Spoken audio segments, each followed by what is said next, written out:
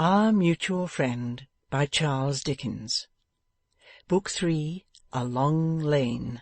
Chapter 2, A Respected Friend in a New Aspect. In the evening of this same foggy day, when the yellow window-blind of Pubsey and Co. was drawn down upon the day's work, Riah the Jew once more came forth into St. Mary Axe. But this time he carried no bag, and was not bound on his master's affairs. He passed over London Bridge, and returned to the Middlesex shore by that of Westminster, and so, ever wading through the fog, waded to the doorstep of the doll's dressmaker. Miss Wren expected him. He could see her through the window by the light of her low fire, carefully banked up with damp cinders that it might last the longer and waste the less when she was out, sitting waiting for him in her bonnet. His tap at the glass roused her from the musing solitude in which she sat, and she came to the door to open it, aiding her steps with a little crutch-stick. "Good evening, godmother," said Miss Jenny Wren. The old man laughed, and gave her his arm to lean on. "Won't you come in and warm yourself, godmother?" asked Miss Jenny Wren. "Not if you are ready, Cinderella, my dear." "Well," exclaimed Miss Wren, delighted, "now you are a clever old boy. If we gave prizes at this establishment, but we only keep blanks, you should have the first silver medal for taking me up so quick." As she spake thus, Miss Wren removed the key of the house door from the keyhole and put it in her pocket, and then bustlingly closed the door and tried it as they both stood on the step. Satisfied that her dwelling was safe, she drew one hand through the old man's arm and prepared to ply her crutch-stick with the other. But the key was an instrument of such gigantic proportions that before they started Riah proposed to carry it. No, I'll carry it myself," returned Miss Wren. "I'm awfully lopsided, you know, and stowed down in my pocket it will trim the ship. To let you into a secret, godmother, I wear my pocket on my high side o' purpose." With that they began their plodding through the fog. "Yes, it was truly sharp of you, godmother," resumed Miss Wren with great approbation, "to understand me. But, you see, you are so like the fairy godmother in the bright little books. You look so unlike the rest of people, and so much as if you had changed yourself into that shape, just this moment, with some benevolent object." "Boh!" cried Miss Jenny, putting her face close to the old man's. "I can see your features, godmother, behind the beard." "Does the fancy go to my changing other objects too, Jenny?" "Ah, that it does. If you'd only borrow my stick and tap this piece of pavement, this dirty stone that my foot taps, it would start up a coach and six. I say, let's believe it so." "With all my heart," replied the good old man. "And I'll tell you what I must ask you to do, godmother. I must ask you to be so kind as give my child a tap and change him altogether. Oh, my child has been such a bad child of late. It worries me nearly out of my wits. Not done a stroke of work these 10 days. Has had the horrors, too, and fancied that 4 copper-coloured men in red wanted to throw him into a fiery furnace." "But that's dangerous, Jenny." "Dangerous, godmother? My child is always dangerous, more or less. He might," here the little creature glanced back over her shoulder at the sky, "be setting the house on fire at this present moment. I don't know who would have a child for my part. It's no use shaking him. I've shaken him till I've made myself giddy. Why don't you mind your commandments and honour your parents, you naughty old boy?" I said to him all the time, but he only whimpered and stared at me. "What shall be changed after him?" asked Riah in a compassionately playful voice. "Upon my word, godmother, I am afraid I must be selfish next, and get you to set me right in the back and the legs.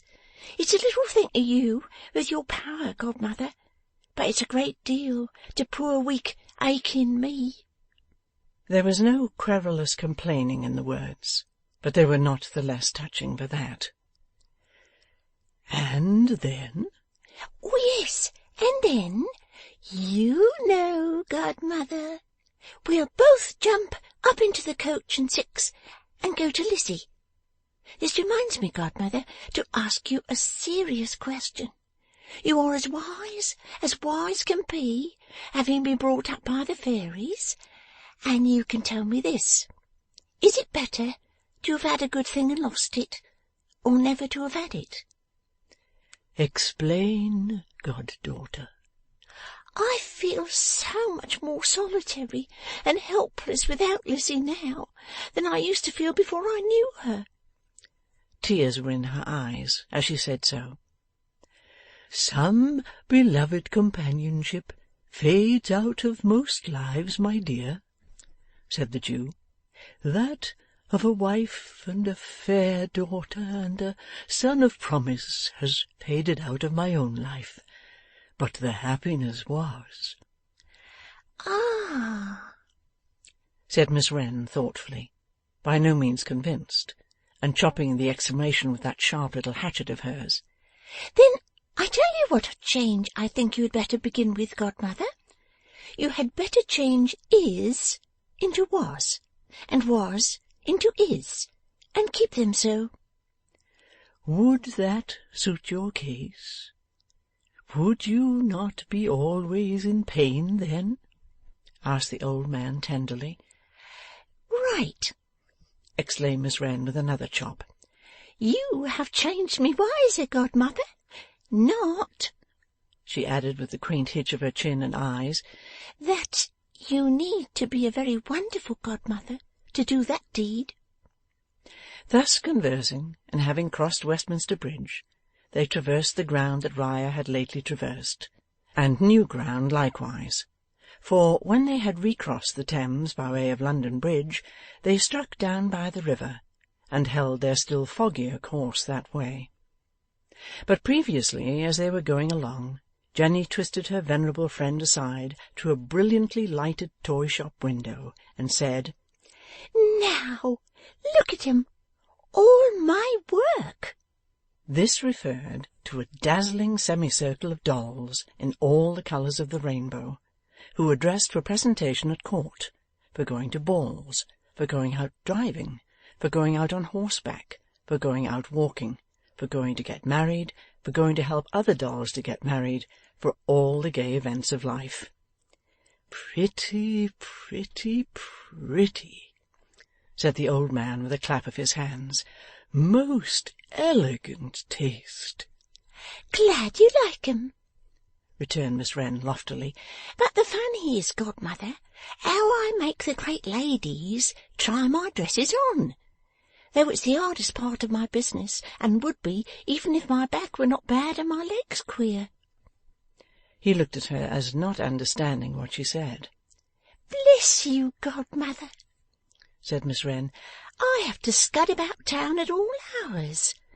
If it was only sitting at my bench, cutting out and sewing, it would be comparatively easy work. But it's the trying on by the great ladies that takes it out of me. How the trying on? asked Riah. What a moony godmother you are after all, returned Miss Wren. Look here. There's a drawing-room, or a grand day in the park, or a show, or a fete, or what you like. Very well. I squeeze among the crowd, and I look about me. When I see a great lady very suitable for my business, I say, You do, my dear. And I take particular notice of her, and run home and cut her out and baste her. Then another day I come scudding back again to try on, and then I take particular notice of her again. Sometimes she plainly seems to say how that little creature is staring, and sometimes likes it, and sometimes don't, but much more often yes, than no. All the time I'm only saying to myself, I must hollow out a bit here, I must slope away there, and I am making a perfect slave of her, with making her try on my doll's dress.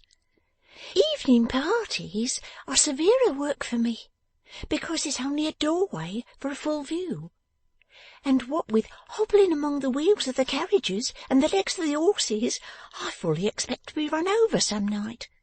However, there I have him, just the same.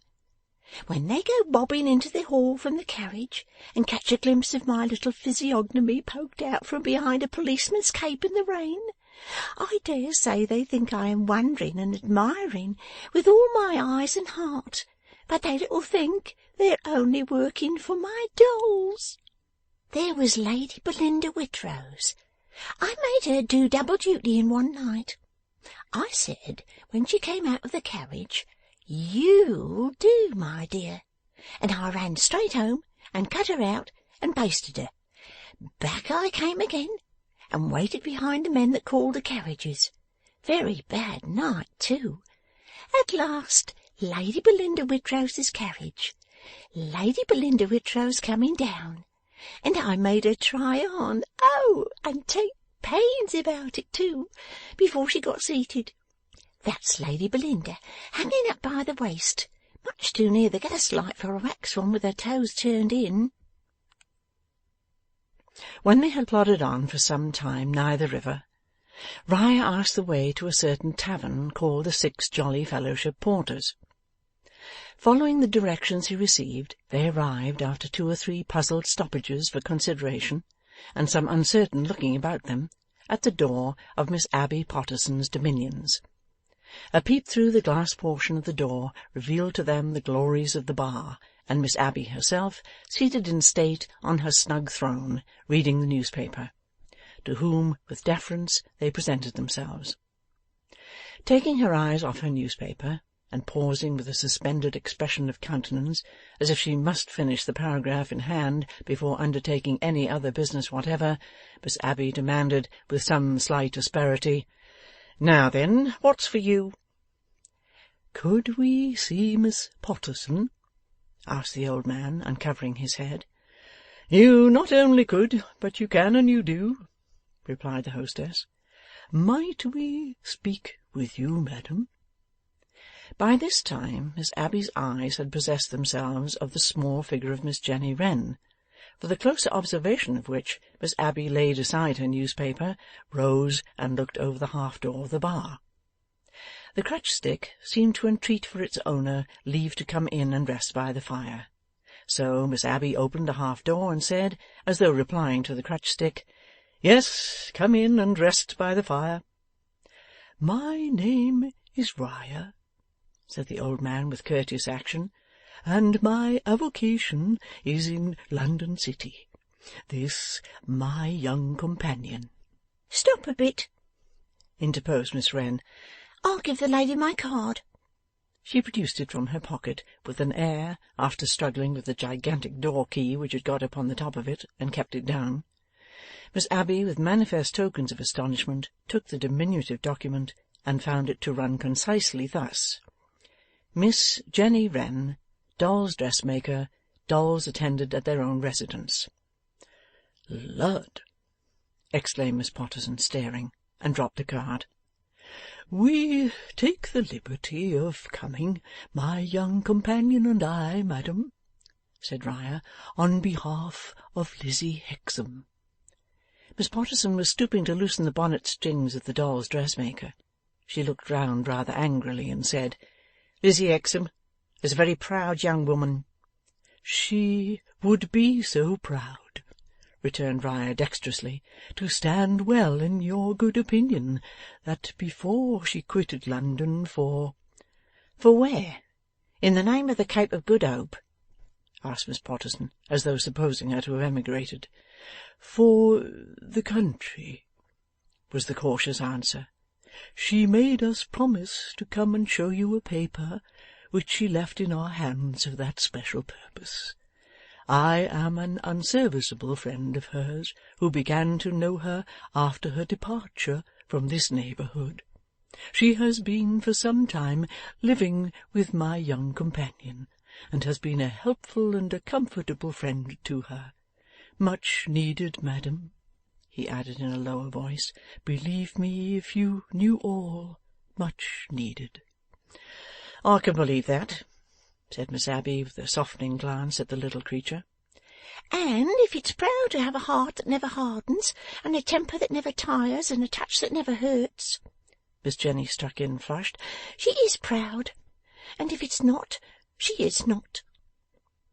Her set purpose of contradicting Miss Abbey point blank was so far from offending that dread authority as to elicit a gracious smile. 'You do right, child,' said Miss Abbey, 'to speak well of those who deserve well of you.' 'Right or wrong,' muttered Miss Wren inaudibly, with a visible hitch of her chin, 'I mean to do it, and you may make up your mind to that, old lady.' 'Here is the paper, madam,' said the Jew, delivering into Miss Potterson's hands the original document drawn up by Rokesmith and signed by Riderhood. 'Will you please read it?' 'But first of all,' said Miss Abbey, 'did you ever taste shrub, child?' Miss Wren shook her head. 'Should you like to?' 'Should, if it's good,' returned Miss Wren. 'You shall try, and if you find it good, I'll mix some for you with hot water. Put your poor little feet on the fender. It's a cold, cold night, and the fog clings so.' As Miss Abbey helped her to turn her chair, her loosened bonnet dropped on the floor. 'Why, what lovely hair!' cried Miss Abbey. 'And enough to make wigs for all the dolls in the world. What a quantity!' 'Call that a quantity?' returned Miss Wren. 'Poof! What do you say to the rest of it?' As she spoke, she untied a band, and the golden stream fell over herself and over the chair and flowed down to the ground. Miss Abbey's admiration seemed to increase her perplexity. She beckoned the Jew towards her as she reached down the shrub bottle from its niche, and whispered, 'Child or woman?' 'Child in years,' was the answer. 'Woman in self-reliance and trial.' 'You are talking about me, good people,' thought Miss Jenny, sitting in her golden bower warming her feet. 'I can't hear what you say, but I know your tricks and your manners.' The shrub, when tasted from a spoon, perfectly harmonizing with Miss Jenny's palate, a judicious amount was mixed by Miss Potterson's skilful hands, whereof Riah too partook.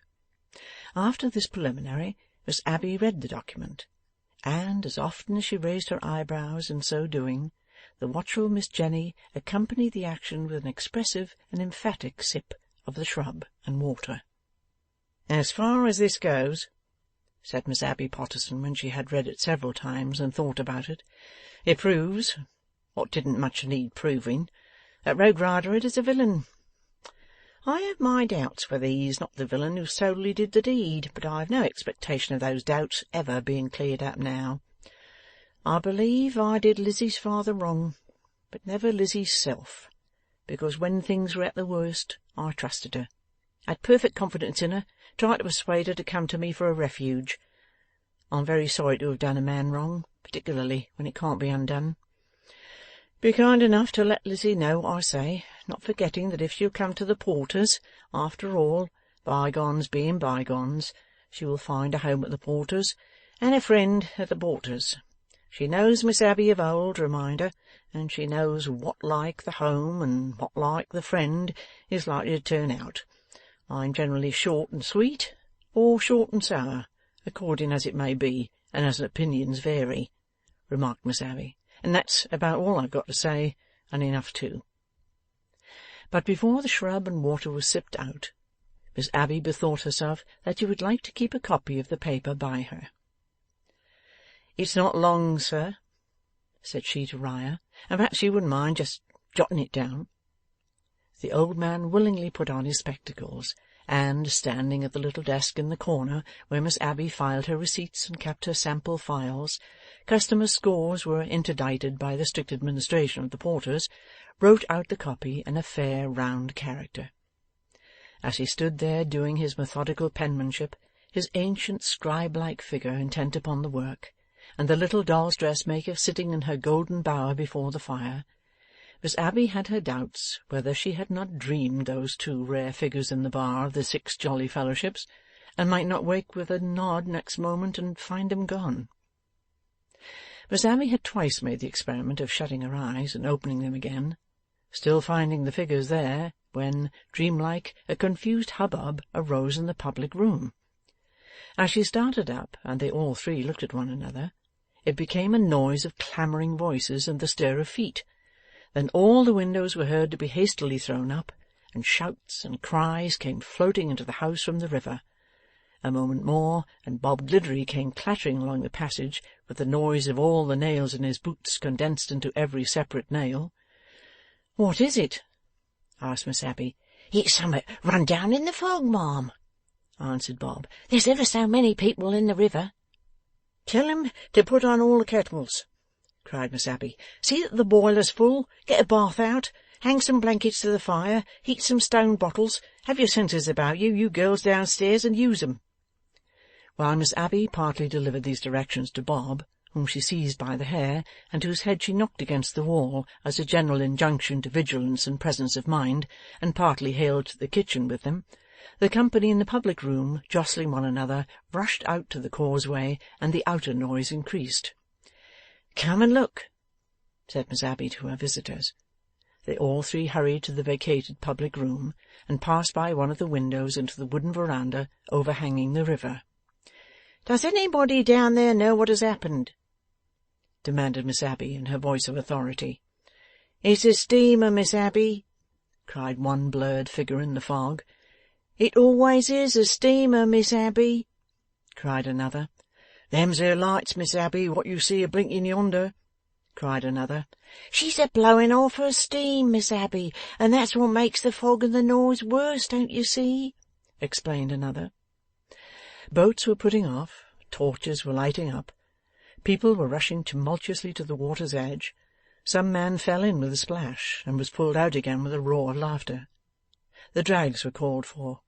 A cry for the life-buoy passed from mouth to mouth. It was impossible to make out what was going on upon the river, for every boat that put off, sculled into the fog, and were lost to view at a boat's length. Nothing was clear but that the unpopular steamer was assailed with reproaches on all sides. She was the murderer, bound for Gallows Bay. She was the manslaughterer, bound for penal settlement. Her captain ought to be tried for his life. Her crew ran down men in rowboats with a relish. She mashed up Thames lightermen with her paddles. She fired property with her funnels. She always was, and she always would be, wreaking destruction upon somebody or something after the manner of all her kind.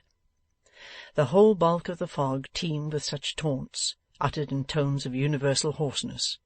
All the while the steamer's lights moved spectrally a very little as she lay to, waiting the upshot of whatever accident had happened. Now she began burning blue lights.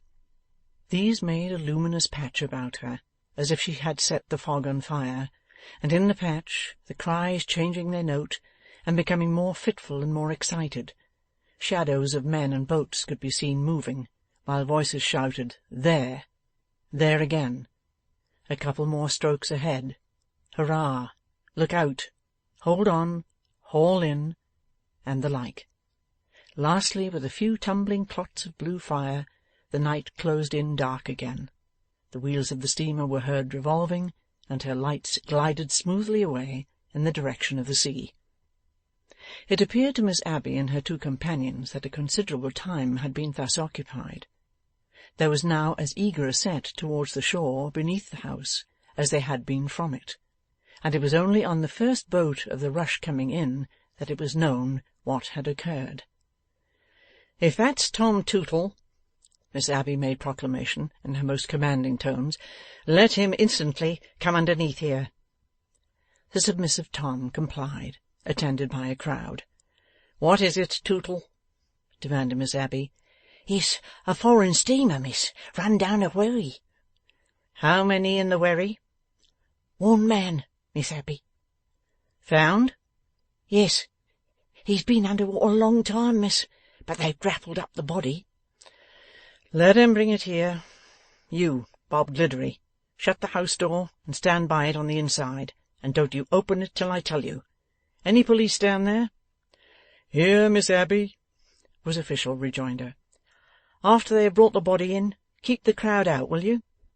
And help Bob Gliddery to shut 'em out.' 'All right, Miss Abbey.' The autocratic landlady withdrew into the house with Riah and Miss Jenny, and disposed those forces, one on either side of her, within the half-door of the bar, as behind a breastwork. 'You two stand close here,' said Miss Abbey, 'and you come to no hurt. And see it brought in. Bob, you stand by the door.' That sentinel, smartly giving his rolled shirt-sleeves an extra and a final tuck on his shoulders, obeyed. Sound of advancing voices, sound of advancing steps, shuffle and talk without, momentary pause, 2 peculiarly blunt knocks or pokes at the door, as if the dead man arriving on his back was striking at it with the soles of his motionless feet. 'That's the stretcher, or the shutter, whichever of the two they are carrying,' said Miss Abbey, with experienced ear. 'Open you, Bob.' Door opened. Heavy tread of laden men. A halt. A rush. Stoppage of rush. Door shut. Baffled boots from the vexed souls of disappointed outsiders. 'Come on, men,' said Miss Abbey, for so potent was she with her subjects, that even then the bearers awaited her permission. 'First floor.' The entry being low, and the staircase being low, they so took up the burden they had set down as to carry that low. The recumbent figure, in passing, lay hardly as high as the half-door. Miss Abbey started back at sight of it. 'Why, good God!' said she, turning to her 2 companions.